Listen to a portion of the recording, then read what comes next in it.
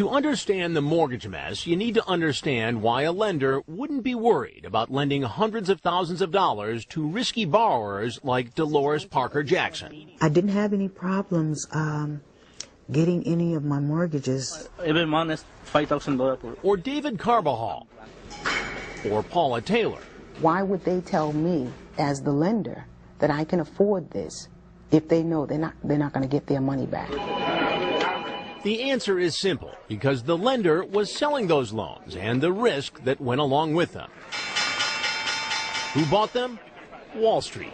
Wall Street was the end of the line. That's where the rubber met the road. Well, the only thing he did say... Paul Molo is one of the top reporters covering the mortgage industry and has written a book about the entire mortgage mess. Why did Wall Street have such a big appetite for these mortgages? Well, it was all about making money. I mean, they made money in all sorts of ways, so it was a beautiful thing for Wall Street. Here's how it worked. Loans like the ones made to Dolores Parker Jackson would be combined with thousands of others into giant bundles worth millions and millions of dollars. Those bundles were bought by Wall Street firms like Bear Stearns and Lehman Brothers. Wall Street turned them into big investments called mortgage-backed securities, bonds that they sold to investors who collected interest on them.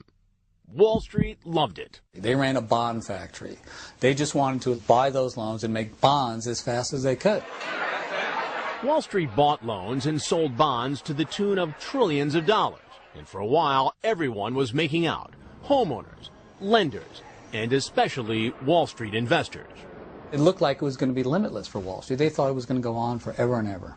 But in the frenzy, everyone seemed to forget one thing.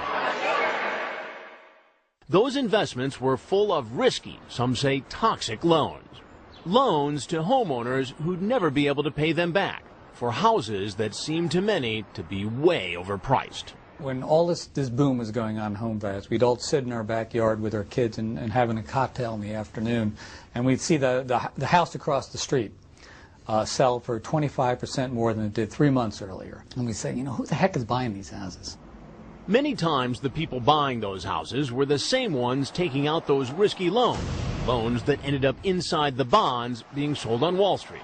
But how much did Wall Street know or care about those risky loans? Remember Eileen Loiacono, the underwriter? She left that mortgage company and got a new job with a consulting firm hired by Wall Street to review the loans it was buying. She says the job was less about checking out the loans than churning them out. They're cracking the whip. Chris, they're cracking the whip. It was like the chain gang. Kind of. And they don't want you to question anything. And when you raised that red flag, what did your superiors do? I got in trouble. Even when she pointed out obvious fraud, she says Wall Street took the loan anyway and packaged it into an investment. That took the wind out of my sail. It took the wind out of my sail. She says it should have been obvious to anyone that loaning money to people who couldn't pay it back meant big trouble. And even if lenders and underwriters were signing off on bad loans, loans Wall Street wanted to package as investments, there was one last chance to catch on to the problem. Before Wall Street firms sold those mortgage-based investments, they hired companies like Standard & Poor's to give them ratings, so investors, mostly big institutions like banks and pension funds, would know the risk of what they were buying. They were very solid investments. Richard Gugliotta was an executive with Standard & Poor's. He says the company did the best job possible with the information it had at the time. The historical experience of mortgage-backed securities was, plain and simple, these securities do not default. They never had a problem before. They never had a problem. And even when Wall Street came up with super complex mortgage investments, ratings agencies thought they had a handle on it. We had two guys who came out of NASA. So you got NASA scientists. NASA scientists. But some critics say ratings companies disregarded risks to please the very same Wall Street firms that were paying them to rate those complex investments. Gugliotta acknowledges that 90% of the time, his team gave them the highest grade possible, AAA. A skeptic may say, you know, of course they're giving a high percentage of these away because they make money by doing this. What do you say to that? Nobody was giving away ratings. Every single deal that went out the door had to meet our criteria standards. Looking back, he says it's clear the ratings were too high. So knowing what you know today, you would not have given any of these things tied to mortgages a AAA rating. Correct. How could this go wrong? It's not the rocket scientists who were to blame. It was the lack of data to support some of the assumptions that were being made. In other words, he says no one knew just how risky the risky loans inside those investments could be, even those NASA scientists. I don't care if you're from NASA or Vassar. There was no history at all of a market where you were lending money to people with bad credit to buy a house, and you were accepting down payments that were zero. There was no history.